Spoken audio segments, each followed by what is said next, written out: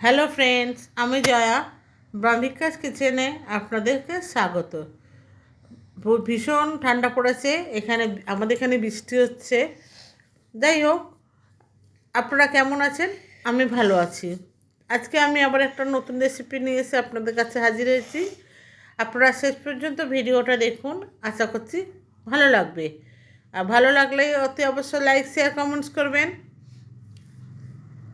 এখানে এই রেসিপিটা বানানোর জন্য আমি একটা মিডিয়াম সাইজের পেঁয়াজ নিয়েছি। পেঁয়াজটাকে আমি লম্বা লম্বাভাবে এইভাবে কেটে নিচ্ছি।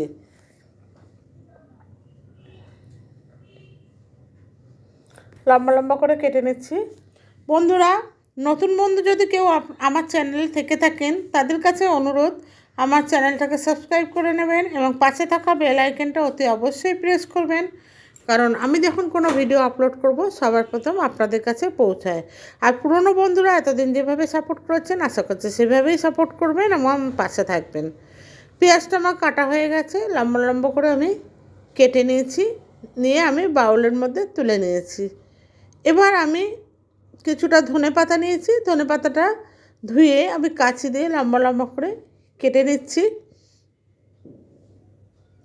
আপনারা আপনাদের মতো কাটবেন, পেঁয়াজটাও আপনারা আপনাদের মতোই কাটবেন, তবে পেঁয়াজটা লম্বা লম্বা কাটলে ভালো লাগবে, সেই জন্য আমি এখানে লম্বা লম্বা করে কেটেছি। এটা একটা স্ন্যাক্সের রেসিপি, যারা এটা না খায় তারাও আরামে ভালোভাবে খাবে। আপনারা স্কিপ না করে দেখুন, তাহলে বুঝতে পারবেন, আশা করছি ভালো লাগবে। আমি এখানে চিলি ফ্লেক্স দিয়ে দিলাম।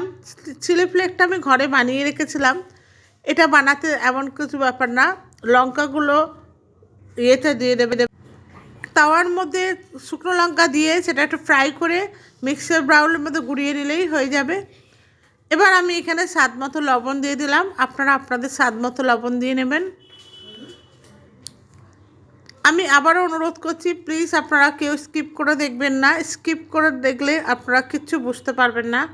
এবার আমি থোড় নিয়েছি। যে থোড়টা আমি আলু ভাজার মতো করে কেটে নিয়েছি, কেটে লম্বা লম্বা করে কেটে নিয়েছি, নিয়ে সেটা আমি দিয়ে দিয়েছি। আমি অল্প একটু থোড় নিয়েছি, থোড়টা আমি দিয়ে দিয়েছি।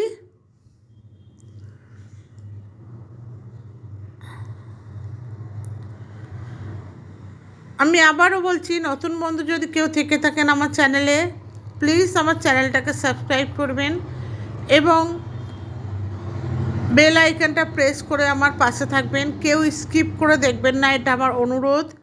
এবার আমি এক বাউলের মতো বেসন নিয়েছি। বেসনটা আমি এখানে দিয়ে দিচ্ছি, দিয়ে আমি ভালো করে দিয়ে ভালো করে আমি চটকে নিচ্ছি। এই থোড় যদি কেউ নাও খায়, এটা এমন একটা রেসিপি আমি বানিয়েছি যেটা মানে নিমেষে বানানোর সাথে সাথে শেষ। সুতরাং আপনারা এটা ঘরে বানিয়ে দেখবেন, ভীষণ ভীষণ টেস্টি হয়। এখানে আমি চাট মশলা দিয়েছি, আর স্বাদ মতো লবণ দিয়েছি, ধনে জিরে গুঁড়ো দিয়েছি, তারপরে ভাজা মশলা একটু দিয়েছি। এবার দেখুন বাইন্ডিংটা ঠিক তৈরি হচ্ছে। আর যদি প্রয়োজন হয় আপনারা স্লাইড জল দিতে পারেন। আমি এখানে জল দিইনি, জল অ্যাড করিনি, আমি এমনিই করেছি। এমনিতেই বাইন্ডিং হয়ে যাচ্ছে। আপনাদের যদি প্রয়োজন মনে হয় আপনারা জল দিতে পারেন। এবার ওভেনে আমি একটা কড়াই বসিয়ে দিচ্ছি। কড়াইটা গরম হয়ে গেছে। এবার আমি এতে তেল দিয়ে দিচ্ছি।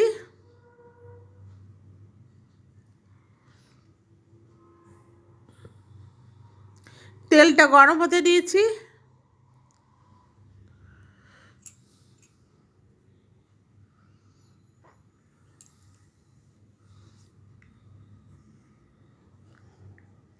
তেলটা গরম হয়ে গেছে।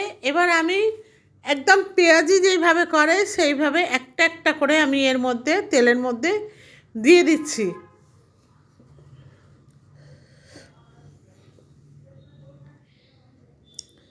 এইভাবে সমস্ত পকোড়াগুলো আমি ভেজে নেব। বন্ধুরা, আপনারা এটা বাড়িতে বানাবেন, দেখবেন যারা থোড় খেতে চায় না তাদেরও ভালো লাগবে এই রেসিপিটা বা এই পকোড়াটা। ভীষণ ভীষণ টেস্টি হয় খেতে। এটা বিকালে চায়ের সাথে ভীষণভাবে খাওয়া যায় আর ভীষণ ভালো হয় খেতে। আমি এভাবে একই রকম প্রসেসে সব পকোড়াগুলো ভেজে নেব। নতুন ও পুরনো বন্ধু উভয়কে আমার আন্তরিক ভালোবাসা। নতুন বন্ধুরা আপনারা আমার চ্যানেলটাকে সাবস্ক্রাইব করে নেবেন, এটা আমার অনুরোধ, এবং পাশে থাকা বেল আইকনটা অতি অবশ্যই প্রেস করবেন যাতে আমি যখন কোনো ভিডিও আপলোড করব সবার প্রথম আপনাদের কাছে পৌঁছায়। পকোড়াগুলো এক সাইড ভাজা হয়ে গেছে, আমি এবার উল্টে দিচ্ছি।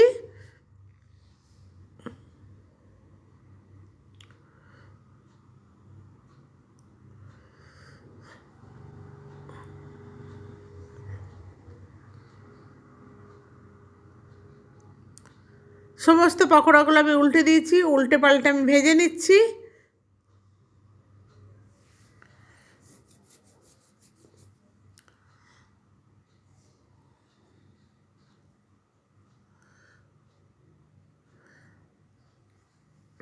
আমি ধিমি আঁচে ভাজছি, কেন আঁচটা বেশি জোরে দিয়ে দিলে পুড়ে যাবে আর থোড়টা মানে সিদ্ধ হবে না। আমি কিন্তু কাঁচা থোড় দিয়েছি, কেন কোনো বয়েল করিনি, সুতরাং আমি একদম ধিমি আঁচে করছি।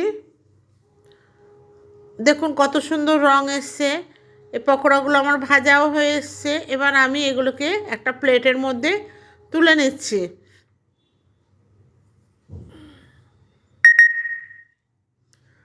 সমস্ত পকোড়াগুলো আমি একটা প্লেটে তুলে নিচ্ছি সার্ভ করার জন্য।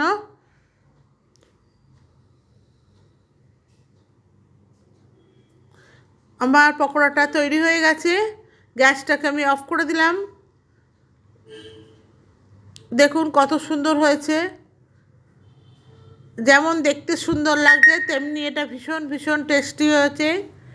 বন্ধুরা আজকে এই পর্যন্ত, আবার আসবো অন্য একটা রেসিপি নিয়ে। আপনারা সবাই সুস্থ থাকুন, ভালো থাকুন। আজ এই পর্যন্ত। ভিডিওটি শেষ পর্যন্ত দেখার জন্য ধন্যবাদ।